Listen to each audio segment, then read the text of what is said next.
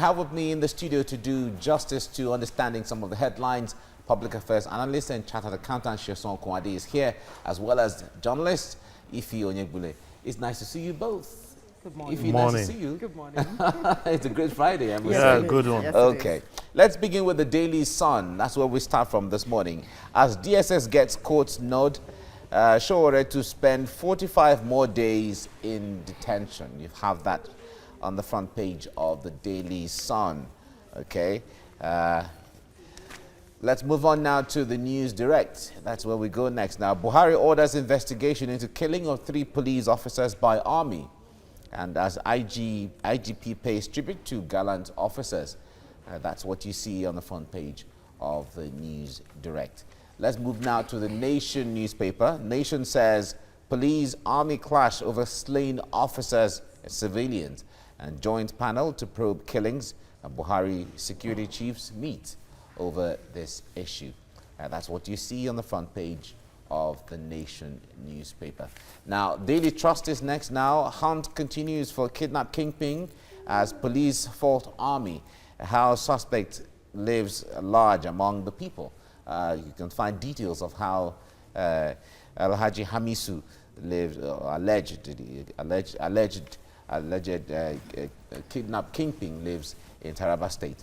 Now, you find that on the front page of the Daily Trust. Blueprint is where we go next. Blueprint says, Taraba slain cops, army, police in hot exchange. Squad ignored checkpoints. Army saying, you got it wrong, says the police. Okay, it's a back and forth issue here, but the president has ordered an investigation to unravel this. Moving now to The Guardian. The Guardian says Nigerians have right to freedom of speech, says the EU. Afenifere Ohaneze condemned 45-day detention order on Showore. Ozekome Frank, others knock federal government, DSS, on constitutional breach. All that you see on the front page of The Guardian newspaper. Okay. Gentlemen and lady, the Taraba issue where the army shot and killed 3 police officers and a civilian when they went to arrest. It was a covert operation, like the police said, where they went to arrest Alhaji Hamisu, who is said to be a kidnap kingpin, in fact, in parts of the north. This has generated a lot of controversy around, and some people have even seen it as an embarrassment to the nation, where the army couldn't identify the fact that these are police officers on legitimate duty and all of that, and especially when the kingpin, who was already arrested in hand chains and in handcuffs, escaped and nobody knew where he was. Sheson, I wonder what you think or what you make of this. Well, if you say embarrassment, you are just saying it in a little way. It takes us back to the facts which we've been saying. Being smart about whatever you're doing. The guy, it's quite obvious. Somebody is an handcuff. That tells even a normal sane person that it's a criminal, whether suspect or anything. And you have definitely you have such thing. You have people that will be telling him. So, but when people are not smart enough to distinguish, this is how innocent people die on the road daily. You don't just take time to check out what and what. You just get there sporadically, you see people shooting without even making inquiry of what is going on. It is the word of the army against the police and the word of the police against the army. The army says that at 3 checkpoints, the police that were on duty refused to stop. So they suspected they were kidnappers because they got the distress call. On the other hand, the police is saying no, they had identified themselves in 3 checkpoints. So there was no need for the army to come after them and shoot at them, as the case may be. He still try to check whether they are even police or no police. We are so eager to shoot in this nation. But that's not the issue. Whether if you are a kingpin will not eat at you, just straight like that. If they have taken time to even check whatever it is, they are to defend and not just shoots police. We are taking this up because they are police officers. If they are just an ordinary person, that is how they die. It's not only army to police, same is applicable even from police to ordinary citizen. The way people die in this nation, it cuts you at base. Now we are just making it headline news because it's between the army and the police. But if it is between the police and ordinary men, that's how they die on a major road. Ordinarily, you just see a policeman harassing you for nothing. All right. If some persons have said that this is actually a failure of intelligence originally, if you see it that way. Yes, while both of you were talking, that actually came to mind. And I think it now seems that people are working in isolation. I think they're supposed to work together. How do you say... working at cross purposes. Yes, you're working at cross purposes. How do you say that they didn't identify themselves? And the next thing you do is to shoot. So if they were ordinary Nigerians, as Sheson said, you would have just shot at them and that would have been it. Now they've just exposed themselves, that you have no idea what it is that you're doing. At some point we had a report how they had to go rescue bandits and allowed kidnappers to go away. What are we talking about? After that, there's another one. All these things come in unbroken sequence, and you wonder, how did we get here? Soldiers now killing the police. Before you know it, some form of animosity will begin to grow, and some people will just, continue to fan the embers of hate and all of that between the police and the military, and you have an idea what that can be. Now, someone has escaped, as you said. I don't understand it. Things will happen in Nigeria. In civilized climes, forgive me, yes, we're civilized. In very civilized climes, something happens. Before you know it, before 24 hours, you have the details of who did it, who and who was involved. People who have died will never get such things here. And I think it's quite embarrassing, very embarrassing. All right, Sheson, the president has ordered investigation into this. Who is going to investigate? Of course, the point there is there's going to be a joint, a joint police and military, squad to investigate whatever happened there. The president is even calling for investigation. We have the IGP, we have the head of the military guys. The chief of army staff. We are talking of lives, yeah. We're talking of lives here. President is not to give such instructions. Somebody. No, but the point there is that if the army said, from what the army has said and from what the police has said, it contradicts each other. The fact remains that we are always... two of them are agencies of government. So now, Mike and Sheson, let's even look at it. Look at this. In very organized settings, those who were part of the team of those who killed the others, they will come out individually to say, this is what happened. This was the discussion we had. But in Nigeria... But that is the discussion that contradicts each other. How do you mean? No, exactly. Some military officers were there. Police officers were there. Those who were there present at the incident or where the incident happened. It is their words that are contradicting each other. So what I'm saying now is, in very organized settings, I keep talking about that. I will come out to say it, even if Mike, who is my brother, is involved and did something wrong. I will come out and say it as it is. But in Nigeria here, as long as some people up there are involved, everyone will do what they can to quell it, which is exactly where I'm going. All right, we have to leave it here now and await what the outcome of the investigation will be. Justice Taiwo, yesterday, as against the 90-day requested for by the SSS, he chose to stick to a 45-day. Does this settle controversies that, have arisen since the Sowore arrest? Well, so much has actually come to the fore since Sowore was picked up. Some are saying it's even illegal, what he's actually facing, even the 45 days, if you look at it, because it was the eve of that so-called protest. Protest as it is, and you went in, you picked him before he even stepped out to protest or to bring people together. So that's a big question that no one is answering. But now he's in, he's with the government as it is. They picked him up. What will happen, as it is now? Whether you like it or not, the guy has become one of the most popular persons as it is when you talk about Nigeria. Now the international community, all eyes are on Nigeria to see exactly how this is going to play out. And I am hoping and praying that the government has not walked into, you know, a trap that's actually set for it. Because when you look at it, these are people who were just coming out. People have called for revolution. There have been videos going around about prominent Nigerians, even politicians, who called for revolution as it is. I do not see anything wrong in that. If you ask me, they didn't have guns. They were just going to speak about it. So what I'm wondering now is, you step out and you say you want to call for a revolution, and somebody comes and picks you up. Is that how it works? Right. I don't think it should be like that. Justice Taiwo also said he had seen the videos attached to the SSS application saying Mr. Sowore was pictured with a band group, IPOB, and also saying he would ask IMN to join him in the protests. And then people are also saying what he called for was a moral revolution, not a political revolution. What do you think, Sheso? Yeah, the call by Sowore, it's, if you read the dailies these days, most people are actually supporting it. Shomale came out and said He supports protest, but the way Sowore went about it, possibly the name revolution used was what? Everybody is actually fed up and people need to speak out.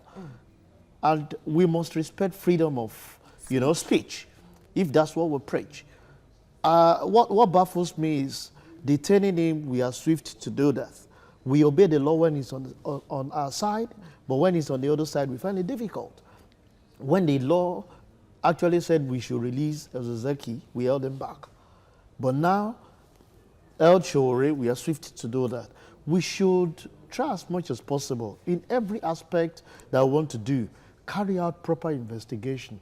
What the guy is actually clamoring for, you see, one thing is there. Somebody needs to speak out. We can't all just keep quiet. He has come to do this, but we must investigate it. People are crying every day. The rate of insecurity in the country is really, really hard. Look at just what you read in the dailies. Armies and police are actually exchanging words. If the state has been for ordinary citizen, I'm sure the news won't fly as much as what we're saying. Every day by day you wake up, you don't even read anything economical. How the economy will grow, all you read is insecurity. 20 died today, 3 died tomorrow. Unprecedented twist. And these are some of the things he's actually asking for. If you look at this, take a look at what it is that Sowore is asking for. Are you having a great time? Are civil servants enjoying the best of what it is they give? Minimum wage, exactly. security. Somebody works for 35 years, or you get to a certain age, you have to leave work. Who's taking care of you? He has asked that you give power back to the people, but you have less than 5,000 persons who are holding the country to ransom. When you look at it, the things the young man is asking for are genuine. Maybe he went about it the wrong way. Yeah. But I'm just hoping that this is not what will, you know, ignite that keg of gunpowder. And now we are seeing even the European Union speaking out because petitions have started flying from Nigeria. Big lawyers are also, you know, lining up behind Sowore and, of course, the other protesters who were picked up because there is a fundamental right to expression, to expression, to protesting. So do you reckon that the government or the authorities would backpedal on this one? I'm sure they will think about it very well. They might just use the 45 days to buy out time because the approach to it was wrong. I watched the video of the journalist at Stadium. Our people are being harassed, carrying out. You see, if they're saying something is going to happen, it's the duty of journalists to go there, reporters, to give, you know, on-the-spot report of some of those things. But you go ahead and you harass them, kick them. It's really uncalled for. When there are rules of engagement, you understand, in dealing with See, protests. We should try as much as possible to carry out proper investigation when you're doing some of those things. And I'm really happy that the big shots, if Shomale, who we know is a grand protester those days for the labor, is coming out to say, well, what he's asking for is right. But the way he has gone about it might be wrong. Let the government just take idea and soft pedal on this so that we can move forward. I would have expected that the police or security operatives should have stood side by side with this people who wanted to come out and, you know, stage a peaceful protest. Look at what's happening in Hong Kong. Even look at when the U.S. president was going to the place where there was a shooting. People came out. They came out with their placards. They were expressing themselves, and nobody went in there to arrest anybody. Look at how you were dragging a journalist on the floor. It just didn't make sense. What is the value of the Nigerian life? We need to truly take a look at that. Yeah. The issue of Shore is not going away anytime soon. We have been following this development, and Nigerians are still reacting. Eminent Nigerians, both lawyers, but, you know, students from all walks of life, as to Shore has the right, fine. But the court now has given a nod to DSS to say, okay, fine, you can detain him and then carry out your investigation and all of that. But if we have to narrow it down to the issues, why was even Shore protesting in the first place? Why did he even call for a revolution in the first place? How do you approach the realities of what he wanted to stand for? Let me start with you, Ife, on this.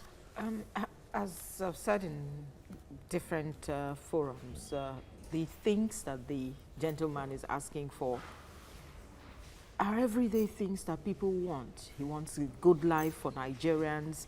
He wants a Nigeria that is secure. Who wouldn't want that? Someone just asked a very pertinent question on social media this morning. Are you happy with the way that Nigeria is being run?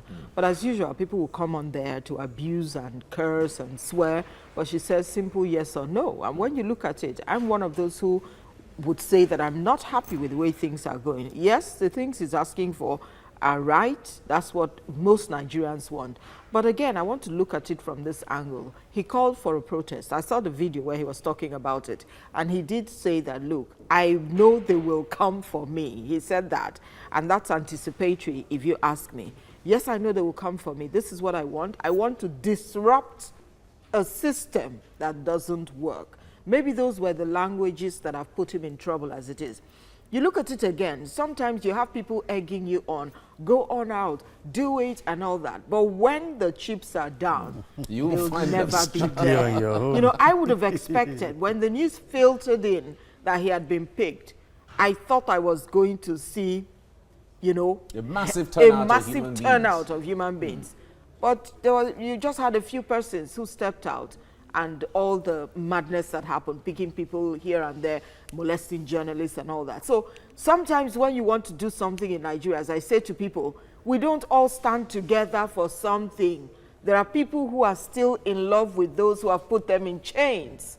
And you need to understand that before you go out for any protest. All right, Sheson, when it comes to the approach, the word revolution, if you check the dictionary meaning, everyone knows what it stands for, and except you want to deduce, you begin to deduce it and then fine-tune it to, you know, to fit into the issue of either change or the issue of narrative. You know, something that will tally with the narratives of the reality. But the word revolution, everyone knows whatever a thing is, a forceful takeover of government. But the use of the word, is that the mistake that Shore has made? I don't want to believe it's a mistake. Okay. Shore is not the first person to do that. 2014, we've seen prominent people carry out this kind of a thing. It was correlated by one of the big politicians saying common sense revolution. Whatever you want to put to it, revolution is revolution. The big knots are actually in support of this revolution of a thing, but they said the approach is wrong. What actually baffles me is that we have more online agitators than the physical people. Okay. I was expecting, if you look at the list Shore put together, every one of us are experiencing this. And it takes somebody to take that boldness to say, please, let's all go. But you discover that where we have more noise now is the social media. Nobody wants to come out. People wants to leave. In fact, you just need to keep your head under the feet and say, let's show. You can carry placard inside your bedroom and say, Shore, I'm in support of you. But please, we'll see next week. You understand?